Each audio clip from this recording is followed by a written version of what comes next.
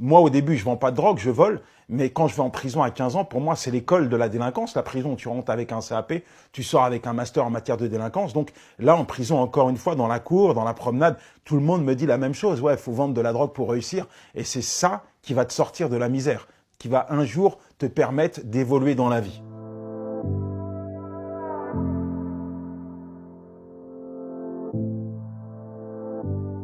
Mon quotidien, il était assez dur parce que mon père nous a laissé tomber pour partir en Côte d'Ivoire et ma belle-mère a été criblée de dettes. Donc on a grandi dans des quartiers, dans des vraies prisons à ciel ouvert telles que la Courneuve au 4000, un ghetto. Et puis après, on a été chez des cousins. Après, on a été dans d'autres villes comme Vitry-sur-Seine. C'est là-bas d'ailleurs que j'ai échoué. Ouais, c'était un climat social assez particulier parce qu'on n'avait pas franchement d'argent. Abonnement aux services sociaux pour avoir de quoi manger, de quoi nous vêtir. Ma belle-mère travaillait en intérim, donc c'était plutôt difficile. J'étais un enfant de la rue, hein. J'ai jamais poursuivi des hautes études. Même en CM2, j'étais en échec scolaire. Mon grand frère, lui, à 16 ans, il a connu sa première incarcération. Bref, c'était pas franchement un exemple, parce que notre appartement, c'était le supermarché pour tous les dealers, les toxicomanes de la cité. Je voyais des gars qui venaient, alors soit c'était des dealers qui venaient avec des plaquettes marron, c'était du shit, mais je ne le savais pas à cette époque, puis ils coupaient ça devant moi et puis ils comptaient leur argent. Mais c'est un business qui doit bien marcher. Soit c'était les toxicos qui venaient pour aller dans les toilettes pour se shooter, quoi. Donc je me suis endurci par des coups, par des privations, endurci par mon quotidien. C'est vrai, quoi, quand tu fais les poubelles pour manger, à un moment donné, t'en as marre, quoi. Quand tu vois tes potes qui partent en vacances et que toi, tu galères à la cité comme un cafard, eh ben, tu t'endurcis, ouais, t'as envie de t'en sortir. C'est pas ce qu'on voit à la télé qu'on kiffe, quoi. Parce que pour l'instant, ceux qui passent à la télé, ceux qui sont encore plus cool, quoi. Mais on voudrait bien que ce soit un peu plus hardcore, que ce soit plus peura. Il en faut pour tous les goûts. Il y a ça là pour les joie-bourgs. Et ben nous, on voudrait bien, et j'ai rien contre lui, hein. Et nous, on voudrait bien qu'on soit pour les mecs du ghetto, quoi. Papa, tu m'entends? On m'a tout ça Mon grand frère, très vite, lui, c'était le hip-hop. Alors, il se rattache à une bande, les Requins Vicieux. Cette bande, c'est beaucoup de gamins désocialisés, abandonnés par leurs parents, des enfants de la rue. C'est une famille de substitution. Et cette bande-là va se faire incarcérer rapidement. Je crois que mon frère a 16 ans, mais c'est toute la bande qui va se faire incarcérer. Et mon grand frère, c'est aussi quelqu'un qui, très vite, va se mettre à fumer du cannabis, à boire de l'alcool. Donc, par rapport à ses addictions, beaucoup d'angoisse, beaucoup de souffrance psychique. Et moi, je suis un peu spectateur impuissant de la déchéance progressive de mon grand frère, parce qu'il va connaître plusieurs fois la prison et sous mes yeux, je vais voir sa vie décliner, quoi. Pour ma première incarcération à Bois d'Arcy, à la maison d'arrêt de Bois d'Arcy, je suis le plus jeune de la maison d'arrêt, donc j'ai le droit à quelques avantages. 3 repas par jour, la télé dans ma cellule, un matelas, une couverture pour dormir. C'est mieux qu'à la maison. Moi, je vis dans un taudis, là, franchement, on me donne de l'attention et je pense que ça répondait quelque part à quelques attentes que j'avais. Pour la première fois, on s'intéresse à moi et on me donne à manger. Bref, c'est l'hôtel 4 étoiles. En plus, je suis avec mes potes. La prison, c'est l'école de la vie, c'est l'école de la rue. Et cette incarcération, c'est pas une punition pour moi, mais une opportunité pour évoluer dans le monde de la délinquance, parce que à cet instant, c'est la seule issue pour me sortir de la précarité. J'ai toujours cru en l'existence du Tout-Puissant, du Créateur, de Dieu, mais j'ai toujours cru aussi que que Dieu avait des plans et des projets pour chacun.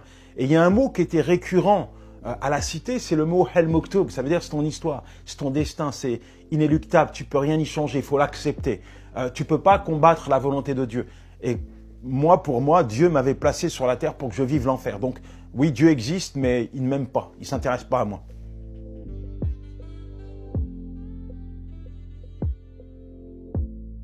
Ma vie, c'est une pseudo-vie, hein. Je suis un écorché de la vie. Au fur et à mesure du temps, je deviens un écorché de la vie, puisque je vais devenir malheureusement un drogué, je vais devenir un alcoolique, je vais devenir quelqu'un de violent, je vais rencontrer une femme, je vais avoir des enfants, mais il y a une souffrance dans mon cœur qui est telle que j'étais une épave. Hein. Au début, c'est une bière, mais à 16 ans, une bière, et puis là, j'ai une vingtaine d'années, c'est des bouteilles, c'est des litres de rhum, de 8-6, j'en sors pas, quoi, parce que ça vient colmater une souffrance. Il y a une souffrance dans mon cœur que rien ne serait altéré, ne serait ôté. Et la drogue, donc L'ecstasy, drogue synthétique qui crée une euphorie, c'est un refuge. L'alcool, c'est un refuge. Et il n'y a que quand je me déconnecte de la réalité, quand je m'écrase le cerveau à coups de cachet, que finalement, j'ai un semblant d'existence. Mais c'est un piège. C'est un piège parce que je ne veux pas en sortir. Je fais une tentative de suicide parce que j'en ai marre, parce que je suis en burn-out, parce que je suis dépressif, parce que cette vie qui est la mienne, finalement, c'est un calvaire, quoi. En fait, après que j'ai fait une tentative de suicide, j'ai pas eu la force de me couper les artères, mais je me suis tailladé le bras. Et pour moi, c'était comme si je m'infligeais une punition. Voilà ce que la vie représente à mes yeux. Bam, bam, bam. Je me marque. Mais après, je vais défier la mort. En fait, la peur, c'est pas quelque chose qui va me diriger, même m'habiter. J'ai pas peur. Sous mes yeux, j'ai mes potes qui, voilà, ils sont là. Et puis, quelques heures plus tard, ils sont morts d'une overdose dans une cave où ils se font tirer dessus. C'est comme ça. Ça semble être mon destin. Donc, j'ai pas peur de la mort. Et je fais des choses qui, finalement, attirent la mort vers moi. Et quand je prends des coups de couteau, c'est moi qui cherche mes coups. Hein. C'est pas quelqu'un qui vient, tiens, je vais te donner des coups de couteau. Non, je deviens méchant. Je suis méchant, je suis endurci. Je réalise pas que je suis en train de faire des choses qui mettent ma vie en danger. Mais je la jette en pâture, ma vie, parce que finalement, j'aime pas la vie, quoi. J'aime pas la vie. Si quelqu'un qui aime la vie, il défonce pas du matin au soir. Il va pas chercher la bagarre H24 ou voilà. J'aime pas la vie. Et là, il n'y a plus rien. Même mes potes qui me promettaient de toujours rester avec moi, de jamais me laisser crever, m'ont tous abandonné. Et pourtant, il y a une femme qui est là. Une femme qui est enceinte, avec laquelle j'ai 2 enfants, donc elle est enceinte de moi. Elle vient me voir. Là, je me pose quelques questions. Pourquoi elle est là? J'ai plus rien à lui donner. Elle est là, elle accepte d'endurer avec moi cette incarcération. En plus, c'est pas rien parce que j'encours une longue peine. Et elle me fait comprendre qu'elle m'aime et qu'elle veut faire sa vie avec moi.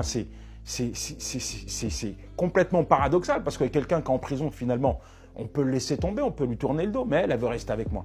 C'est la seule personne qui me tend la main. Donc, voilà, Yanis, ok, tes enfants, qu'est-ce qu'ils ont fait pour vivre ce type de vie? Ils viennent te voir en prison et c'est ça la vie que tu veux leur offrir. Ta femme, elle t'aime, elle vient te voir en prison, est-ce que c'est ça l'avenir que tu veux lui donner? Donc, je commence à réfléchir. Eh ben non. Non, c'est pas la vie que je veux offrir à mes enfants, c'est pas la vie que je veux offrir à ma femme. Et puis, franchement, à force de tourner en rond dans la promenade, je me dis, mon avenir, il n'est pas là, quoi. Il n'est pas là, j'ai une vingtaine d'années, ok, j'ai fait quelque chose qui n'est pas bien, je veux assumer, mais mon avenir, en tout cas, il n'est pas là. Non, il y en a marre, il faut que je change. Mon frère, quand il sortait de prison, était de plus en plus violent et la drogue a été aussi un palliatif pour lui, alors quand dans un restaurant, il a une altercation avec une bande de jeunes qui décident de le finir en lui tirant 3 balles dans le corps, dont une en pleine tête. Quand j'apprends ça, pour moi, c'est la plus grosse tragédie parce qu'on pense toujours que la mort, elle est pour les autres et jamais pour soi. Mais là, c'est mon frère qui est mort. Et ça a été l'événement le plus tragique de ma vie. Ça a été une mise à mort aussi pour moi. Il y a plein de choses qui se sont passées dans ma tête. Et quand je l'ai vu à l'Institut médico-légal où j'ai été reconnaître son corps, waouh, ça a été vraiment, vraiment, vraiment... j'ai même pas de mots pour décrire, si ce n'est des mots comme vengeance, colère, haine, malheur, qui venaient s'écraser dans ma pensée. Il suffisait simplement que je saisisse un mot pour repartir, rebondir en arrière. Mais moi, je me suis dit, en fait, je connais la fin de l'histoire. Fin de l'histoire, c'est que si je reviens et je remets en question les décisions que j'ai prises en prison, je termine au cimetière comme tous mes potes, malheureusement. Mon frère a fait des choix et je sais qu'il s'est jamais projeté dans un avenir serein. Il s'est jamais vu comme père, il se voyait mourir à 30 ans. Je vais pas dire qu'on cherche pas la mort, hein, mais mon frère s'est vachement détruit. Alors moi, j'étais un petit joueur quand je te parle de dépression, parce que mon frère était quelqu'un qui était vraiment dépressif. Il a fait plusieurs tentatives de suicide. Mon frère allait pas bien. Il allait pas bien. Et je dirais qu'il aurait jamais dû mourir comme ça. n'aurait jamais dû se retrouver dans ce restaurant où il avait eu plusieurs fois des altercations. Il ne devrait pas être là dans ce lieu. Et il était là, je ne sais pas pourquoi, il n'est pas là pour nous le dire, mais il n'aurait pas dû être là. Et malheureusement, il est mort. Après, on peut toujours trouver tout un tas de choses. Mais voilà, la mort, quand elle vient, elle frappe. Il n'y a pas de machine arrière, il n'y a pas de retour en arrière. Et c'est triste, c'est une triste réalité. Moi qui avais enterré mon passif, qui à présent a mené une vie rangée, je me suis dit, Yanis, tu sais, tu as vécu des choses, tu as des expériences dans la vie qui peuvent servir à d'autres, dans le sens où tu en es sorti. Ouais. Alors j'ai commencé à écrire un livre, mon livre témoignage, qui s'appelle 52 964, c'est mon matricule. Et voilà, ça a été un outil pour moi pour partager un peu ma vie. Et ça a été aussi un exutoire. Et puis j'ai vu beaucoup de gens être interpellés par ce témoignage. Aujourd'hui, je parcours les prisons un peu de la francophonie, pas un peu, beaucoup même. Et je vois des anciens camarades et je peux témoigner voilà, de mon expérience avec Dieu, de mon cheminement avec lui. Et ils sont vraiment, vraiment interpellés. J'impose pas ma religion. Je partage mon vécu et les gens sont libres de faire des choix. Voilà, moi j'ai fait un choix dans ma cellule et ce choix m'a permis d'être là aujourd'hui avec vous.